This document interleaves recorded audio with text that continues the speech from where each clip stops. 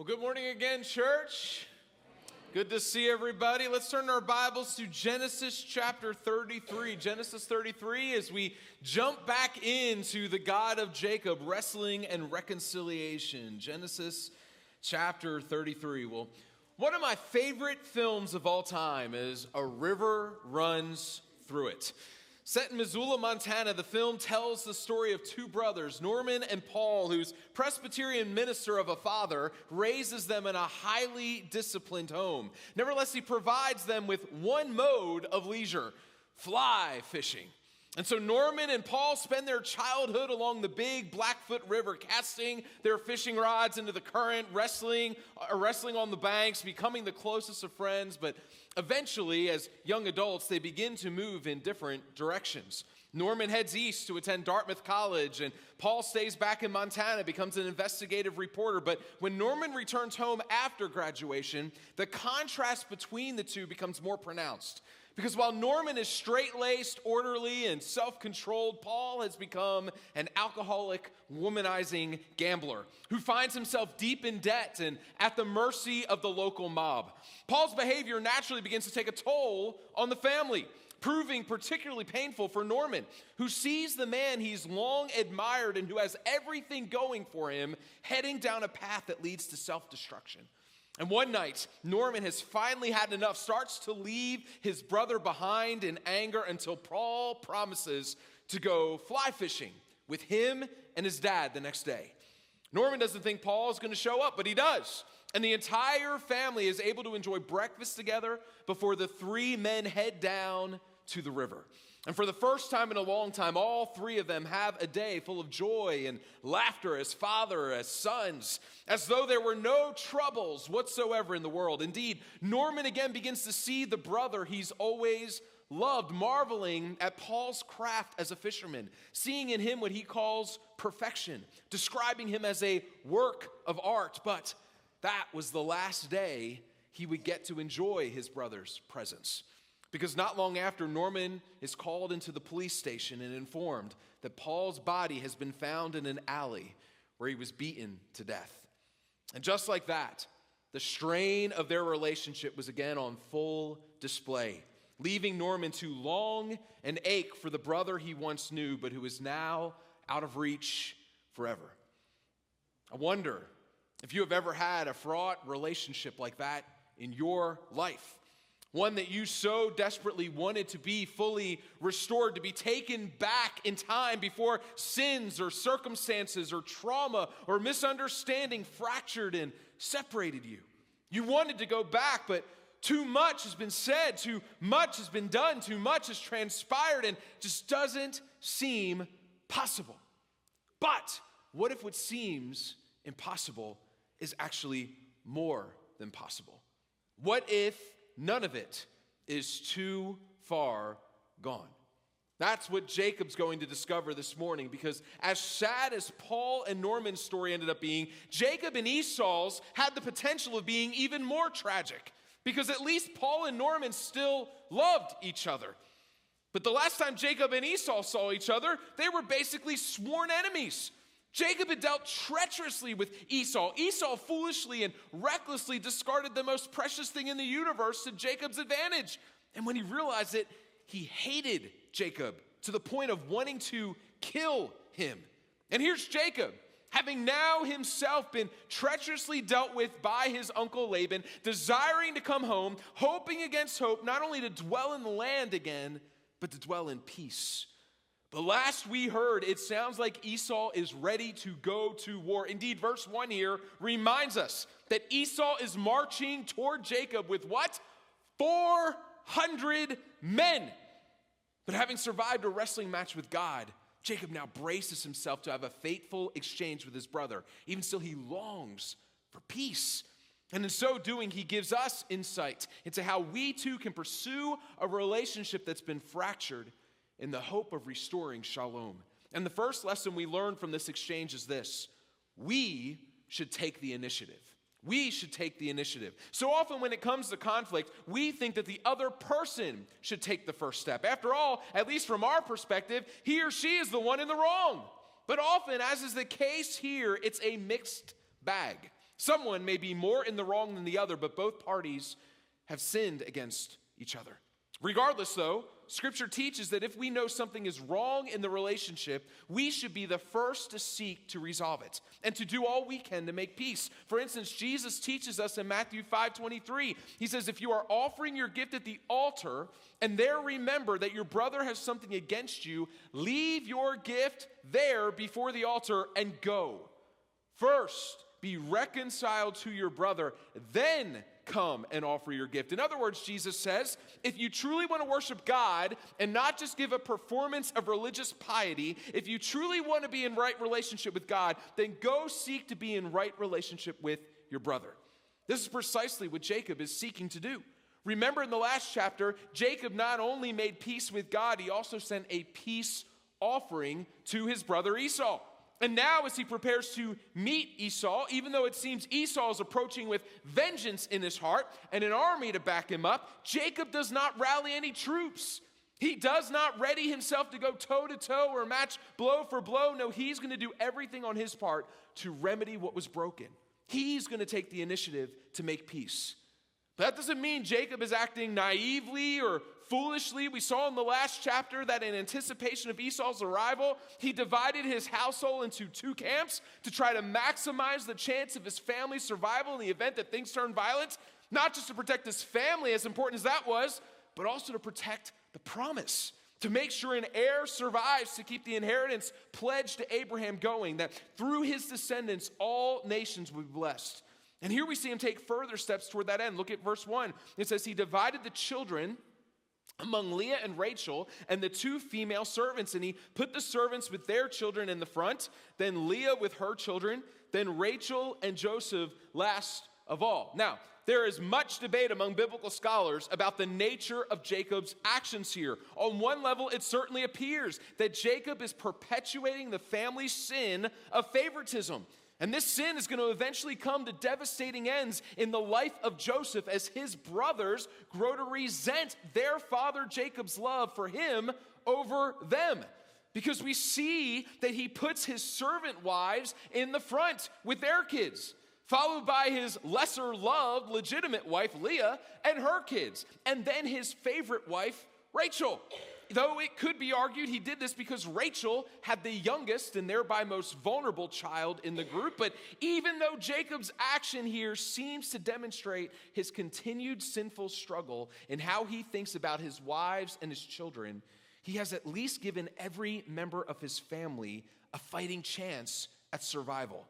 Because before Esau could get to any of them, notice verse 3 tells us this, that he, Jacob himself, went on before them.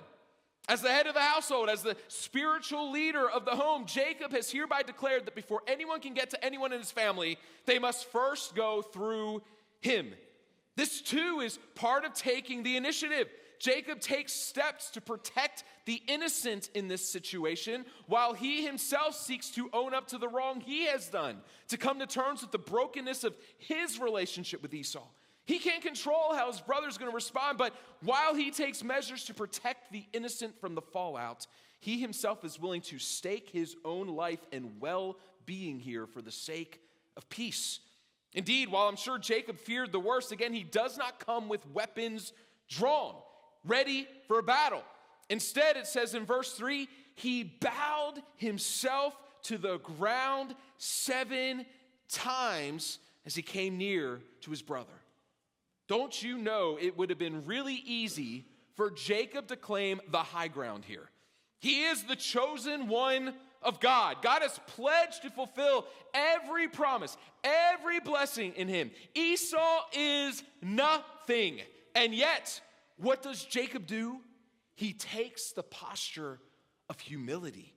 And in so doing, he sets the tone for their meeting. Because the blessing of God said that Jacob would be Lord over Esau. Esau would be his servant. And this will in fact be the case. And yet, Jacob does not use his position of authority in arrogance, but in servanthood.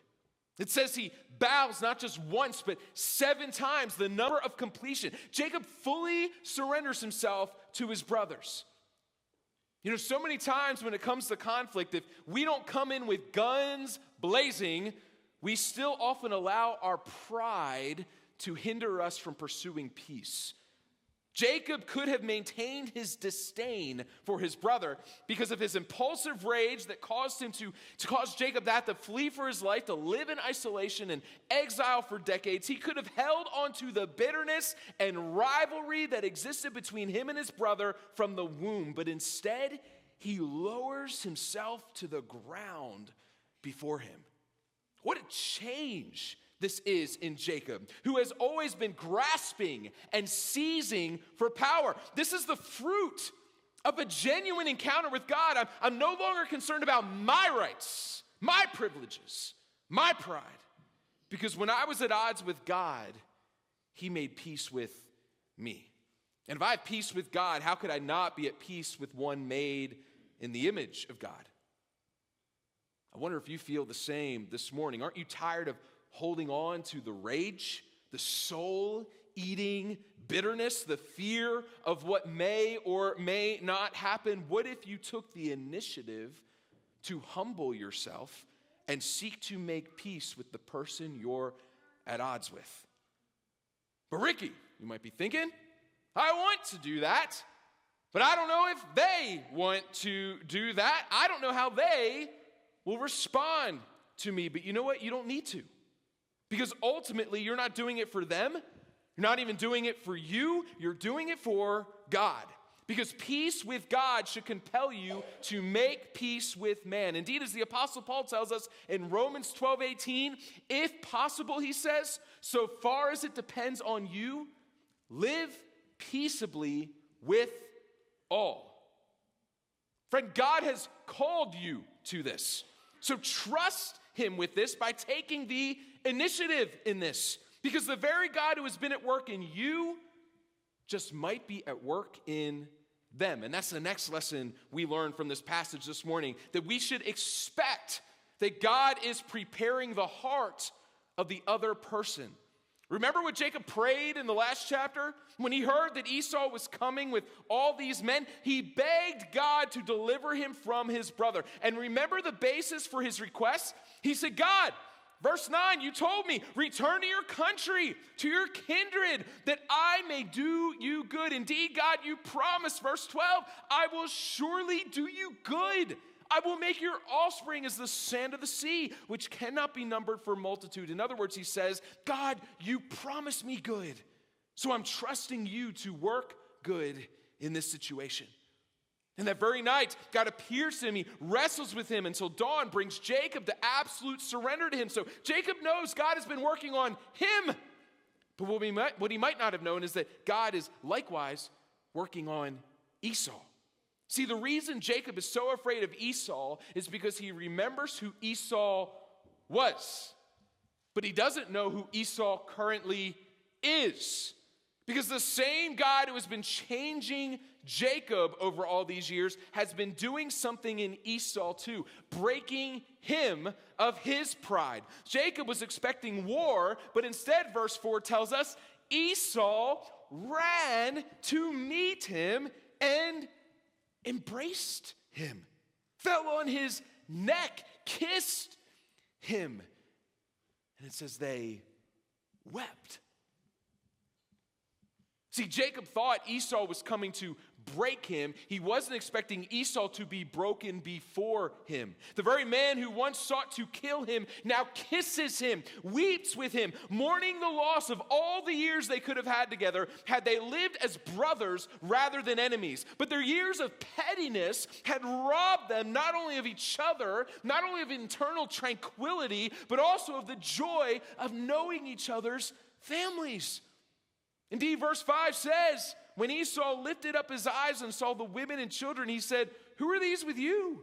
Jacob said, they're the children whom God has graciously given your servants. And the servants drew near, they and their children, they bowed down. Leah likewise, and her children drew near and bowed down. And last, Joseph and Rachel drew near. They bowed down. And then Esau says this, what did you mean by all the company that I met? Jacob answered, to find favor in the sight of my Lord. And Esau said, I have enough, brother. Keep what you have for yourself. Again, Jacob had previously sent large gifts of wealth to his brother Esau to appease his wrath. And here Esau tells Jacob, there's no need for any of this. It turns out the same God who caused Jacob to prosper was also taking care of Isaac's other boy, Esau. Even though Esau had held his inheritance in disdain, even though he deserved to lose it, even still God has been gracious to him. And Esau himself has prospered in the land, but more than that, his heart has matured in the land and has been broken over his own sin against his brother.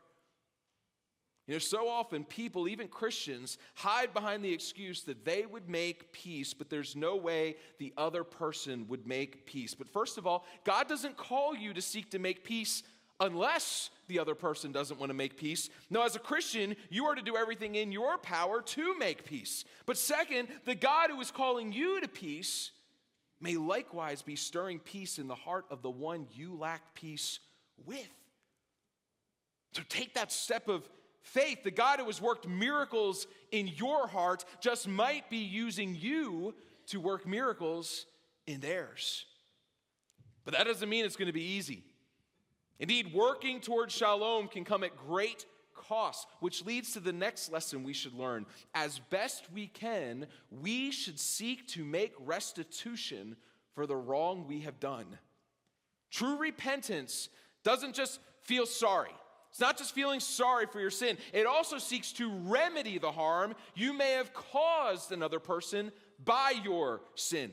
We see this with Zacchaeus, for instance, in the New Testament. You know that wee little man, and the wee little man was he, that guy? You remember what happened to him? He suddenly becomes convicted of his sin, robbing his own people through exorbitant taxes. He repays them 4 times over in response. Also, it says he gives half of what was his to the poor. Restitution. Likewise, just as Esau seems to be broken over his part of their fallout, we see so too is Jacob. And he's willing to put his money where his mouth is. He knows he defrauded his brother. And so now he seeks to pay his brother back with this peace offering. Because he says in verse 10, please, if I have found favor in your sight, then accept my present from my hand. For I have seen your face, which is like seeing the face of God. And you have accepted me. In other words, you showed me the same grace God showed me. So please accept my blessing that is brought to you, because God has dealt graciously with me and because I have enough. Because again, when you have peace with God, you're going to desire peace with man, because having experienced the grace of God, how could you withhold the grace to your fellow man? You can't. That's why when we have wronged someone, we seek to do whatever we can to right the wrong. Sometimes this isn't completely possible because of the nature of what was lost, but having experienced the transforming grace of God, we seek to live in the grace of God and restore the peace of God that was severed to whatever extent we can. See, Jacob knows he doesn't deserve to be here. He only has all these blessings by grace through faith, but having experienced the goodness of God through faith in God, he dares not begrudge another made in the image of God of that grace. Indeed, Jacob goes so far as to say that in seeing Esau, he has seen the face of God. Why? Because just as he wrestled with God to the point of surrender, that point of surrender has also brought him to this point of surrender in the decades-long wrestling match he has had with his brother. See, Jacob has repented, and he is making the proper restitution so that there can be peace. He pays his brother back what he has stolen from him, and it says, thus Jacob urged him, and Esau took it. Nevertheless, even though forgiveness and restitution and even some level of reconciliation has taken place here, that does not mean that they are now obligated to have an ongoing, intimate relationship. Indeed, we see here that as we make peace, we should also set proper boundaries. Because this is another mistake a lot of people have in their minds that prevents them from moving toward peace with someone else. They think if I forgive them, or if I ask them to forgive me, if I admit I did anything wrong, or I lovingly confront them on something they've done wrong, and we make amends, then that necessarily means we have to have an ongoing relationship with them or forgiveness has not fully occurred. But that's not the case. That might be the ideal. That's something worth pursuing, but sometimes that's not possible. For instance, in the case of abuse and assault, there's no expectation that a victim ought to be reconciled to the person who attacked them in that sense. Indeed, it would most likely never be wise or safe for them to do so. Moreover, they should pursue legal recourse to prevent such abuse from happening to anyone else. But listen, they can still forgive. They can still choose to have peace with that person, to desire that person's good, and in particular for that person to come to know the Lord and be transformed. But that doesn't mean they need to pursue a relationship with them. In the same way, forgiving someone or asking someone to forgive you or a combination of the two doesn't necessarily mean you'll have a strong relationship again. Certain things may have transpired in which they may never be a part of your inner circle again, or you of theirs. That's not ideal, but that's not necessarily bad. Because regardless of what your relationship might look like going forward, you can still forgive each other. So don't withhold forgiveness because you think it obligates you to pursue a close relationship again. Listen, you can still end the war. You can still make peace and dwell in your own land. And that's what Jacob does here. Verse 12 says, Esau said, "Let us journey on our way, and I will go ahead of you." But Jacob said to him, "My Lord knows that the children are frail, that the nursing flocks and herds are a care to me. If they are driven hard for one day, all the flocks will die. Let my Lord pass on ahead of his servant, and I will lead on slowly, at the pace of the livestock that are ahead of me, and at the pace of the children, until I come to my Lord in Seir." So Esau said, "Let me leave with you some of the people who are with me." But Jacob said, "What need is there? Let me find favor in the sight of my Lord." So Esau returned that day on his way to Seir. See, Jacob again is taking initiative to think not only about the well-being of his family, but also working for the good of Esau's. Because chapter 36 tells us they both have large flocks that need tending to. They both have multiple wives, which is its own issue, and many children, which means they both need some space. Just like Abraham and Lot did earlier in Genesis, and that's okay. Indeed, the space allows them to maintain peace so that they are not encroaching on each other's resources and thereby instigating any further disagreement. But while they might not be close to one another in future days, the important thing is they no longer hate each other. They are no longer scheming against each other. The brotherhood that was shattered has been mended. There is shalom again. And friend, you can have that too. Again, because if you have peace with God, you can have peace with man. Indeed, when you make peace with man, it leads you to a deeper peace with God. Look at verse 17. It says, Jacob journeyed to Succoth. He built himself a house and made booths for his livestock. Therefore, the name of the place is called Succoth. And Jacob came safely to the city of Shechem, which is in the land of Canaan, back in the promised land, on his way from Paddan Aram, and he camped before the city. And from the sons of Hamor, Shechem's father, he bought for 100 pieces of money the piece of land on which he had pitched his tent. There he erected an altar and called it El Elohe Israel, which means God, the God of Israel.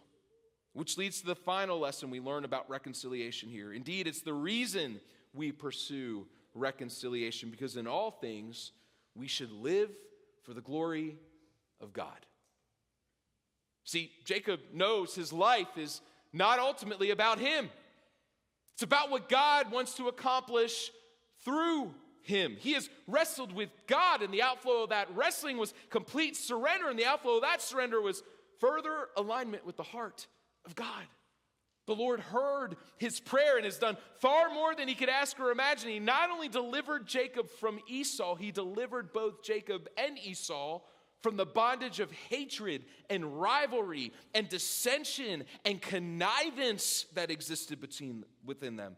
And so in this case, God did not act to destroy Jacob's enemy, but to lead his enemy to lay his weapons down. In other words, the God of peace brought peace.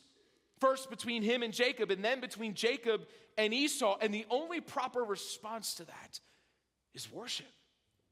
Jacob builds an altar to God and declares, "You are the God of Israel."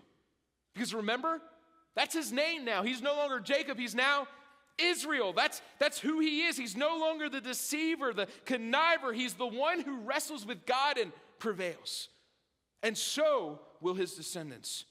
Because he is not only the God of Jacob, he's the God of the people of Jacob. He's the God of the people of Israel. And my friend, he can be your God too. Not just in a general sense, because after all, he's the God of all, whether you acknowledge him or not. But just as he was the God of Jacob and wrestled with Jacob and delivered Jacob, so too can he be the God of you. Wrestle with you, deliver you. Because the same God who came to make peace with Jacob has come to make peace with you. And this God didn't just come to wrestle with you in the night. He came to die for you on the cross. Because this God so desired peace and reconciliation with you that he sent his only son, who is fully God, but also took on flesh and became fully man. And as a man, he never lived outside the peace of God because he always walked in step with God. And though many sought to break peace with him, this God-man, Jesus, never sinned against them, never retaliated against them. Indeed, even when they attacked him and he had the power to destroy them, he let them lead him like a lamb to the slaughter, because he knew his human life was not about him, but about what God wanted to do through him. Because through him, God was reconciling the world to himself. Because while every single one of us has broken peace with God, and the wage of our sin is death, sinless Jesus took that wage for us, paying our debt, transferring to us all his righteousness, even though we were the ones who should have been paying him back like Jacob did for Esau. Jesus paid it all.